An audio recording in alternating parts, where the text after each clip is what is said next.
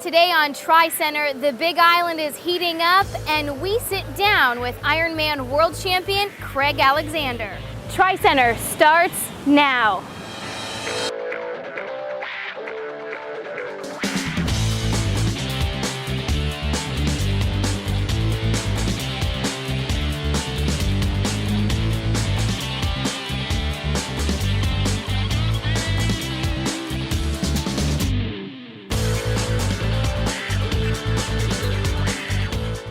Welcome to TriCenter, your source for Ironman World Championship news. I'm Ann Wessling, and joining me is Luke Bell. Aloha. The Parade of Nations took over the streets of Kona town last night, kicking off the festivities that surround the Ironman World Championship. Ironman athletes from all over the world walked the famed Ali'i Drive from King Kamehameha Hotel to Lava Java. Kama'ainas and visitors alike joined in the tradition.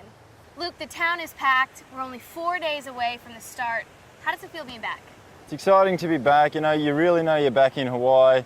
You've got the palm trees here, the coconuts. We're standing right in front of the swim course. You're walking around town, you see all the other athletes, families, friends, and you definitely know you're here for Ironman week with all the Speedos and compression socks getting around town. And whether you're racing or just hanging out for the week, one of the best places to catch up with friends and to spot the pros is at our favorite breakfast spot. Hi, I'm Jeff. Welcome to Island Lava Java.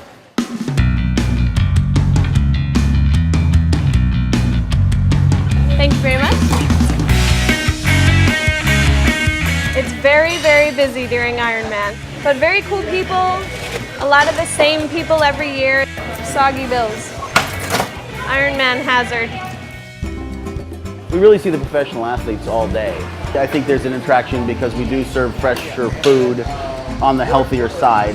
Favorite item on the menu is the fish tacos there. I've had them twice. A fruit smoothie for me all the time. As of today, it's cinnamon rolls. And I definitely have to say the pancakes and macadamia nuts are pretty damn good. I'm not allowed to eat ice cream because I'm training for Arizona, so I can't say that. You have to say the Lava Java Witch with cheddar cheese. The penne bazzone. It's sort of like a baked ham sandwich because, and it's appropriately named after Terenzo Bazzone because he's probably the biggest ham in the race. This year we created a special menu working with K-Swiss and K-Swiss's athletes. They named them after their athletes, you know, the Lieto burrito, the Granger griddle. The employees love the free shoes and the shorts and shirts that we get. We appreciate everybody's business and everybody stopping by and visiting us, and we look forward to it every year. And anytime you're in Kona, please stop by and come on by and say hi. After the break, Crowe visits the TriCenter set here in Kona. The inaugural Rock and Roll Las Vegas Marathon and Half Marathon, the real deal you've been waiting for. High-energy, action-packed courses that scream the excitement of Vegas and a finish line festival that you'll never forget. Register at rnrvegas.com today. Australian Craig Alexander finished second in the 2007 Ironman World Championship and returned to win in 2008. He's here on the set, and Luke is with him. Well, Craig, we're back here on the Big Island again for another year. Defending champion. There's obviously, I guess, a lot more expectations and pressures, but obviously you've got a lot more media commitments and appearances leading into the race. How have you gone about handling that? Yeah, I think I've had to manage my time a lot better. You know, as from the expectation point of view, I've always had my own expectations, so I've always felt that pressure from myself as much as from the external pressures anyway. For yourself, when do you start thinking about the race? How much time do you spend thinking about the race and I guess, you know, what's going to happen, unfold, etc.? I'm always thinking about the race all year. I train alone mostly, and when I'm out there on the long rides and long runs, my mind just wanders off and starts thinking about it. So certainly I think more and more about it once we get here. Almost every day I think about it because I'm training on the course and I guess visualising different scenarios and how the race might pan out.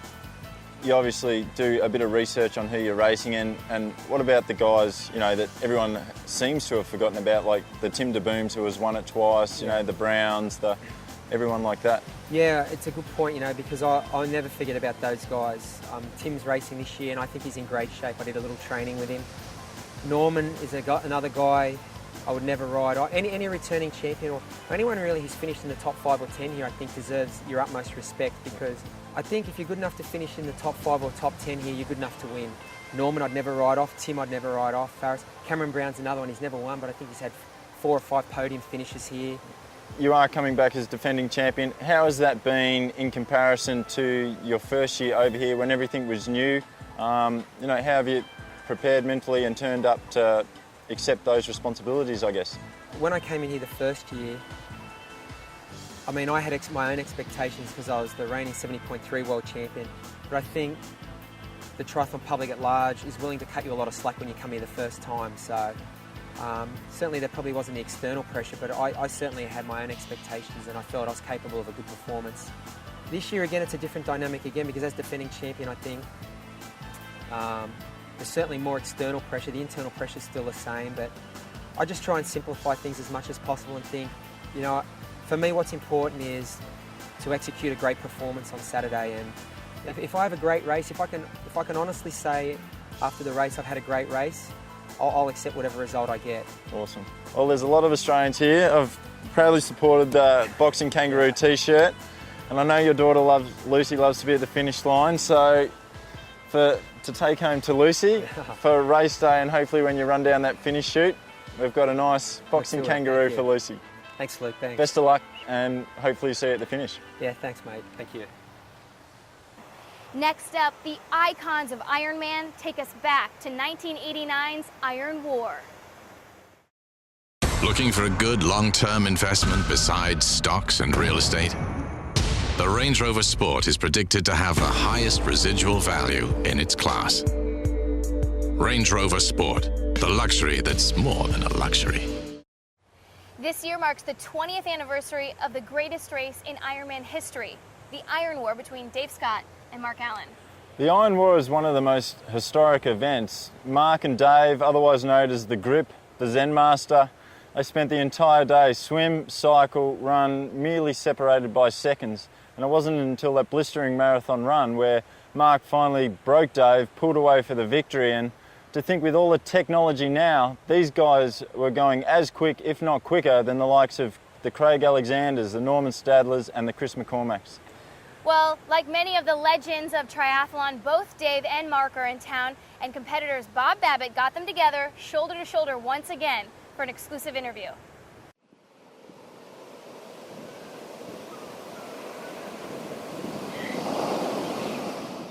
Hey everyone, we're here in beautiful Kona, Hawaii, and with me the two legends of Ironman, Mark Allen and Dave Scott, who are the principals, and seriously, a race that no one has captured, no one has come close to duplicating here on the Kona coast. As the day is unfolding, you guys come out of the water, you're right together, and Mark basically looks at you as the guy who's going to set the pace. Were you aware of where Mark was at throughout that entire bike ride?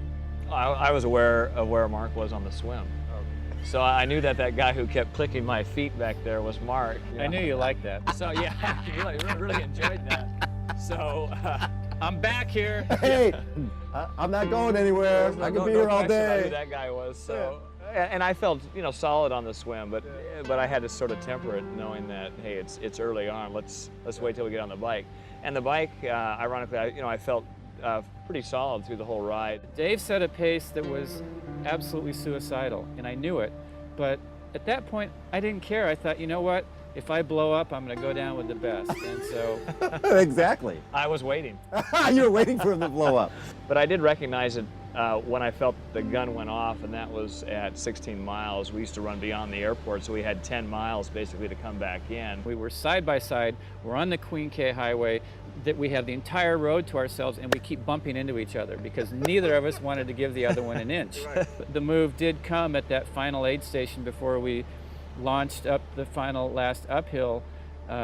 Dave actually did get the inside track on that aid station, and he kind of reached around to get some sustenance, and something inside me just said go. It took me prior to that almost a mile, I don't know if Mark sensed this, to slowly inch up, and I said I need to conserve my energy because soon I'm going to be on this downhill and I'm going to break Mark. So I said I'll just bide my time and slowly close that gap, reach the next aid station, and that's when Mark made his move. So Mark, what were your thoughts coming down to let you drive? It was that that feeling of absolute ecstasy and a feeling like finally I have done it. You know, you go from having the biggest smile on your face to having tears coming down.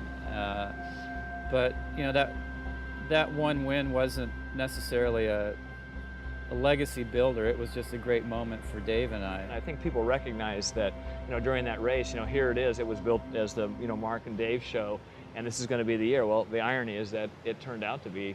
To have pushed each other to that extreme, you know, he broke his record by what, almost 15 minutes or something. 18 minutes. 18 minutes. You know, that's a big chunk of time, and to be a part of that was, you know, such an honor. And for me personally, you know, it was a big moment, and it really took me all year to really feel like I absorbed how amazing that race was in the year that followed.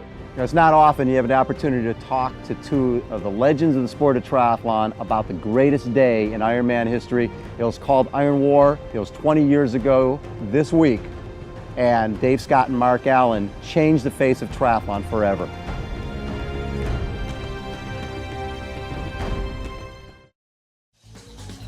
Check out the uncut interview with Dave Scott and Mark Allen. Go to competitor.com.